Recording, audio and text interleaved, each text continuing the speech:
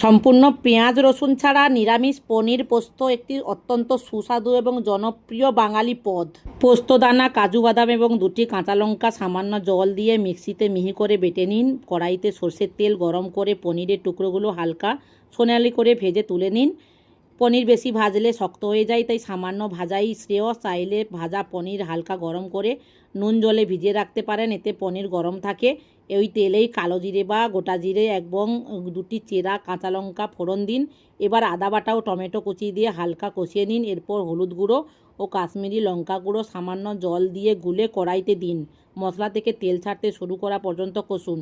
মশলা কষে এলে আঁচ কমিয়ে পোস্ত ও বা কাজু বাদাম বাটার মিশ্রণটি দিয়ে দিন। সামান্য নাড়াচাড়া করুন। পোস্ত দেওয়ার পর বেশি কষানোর প্রয়োজন হয় না।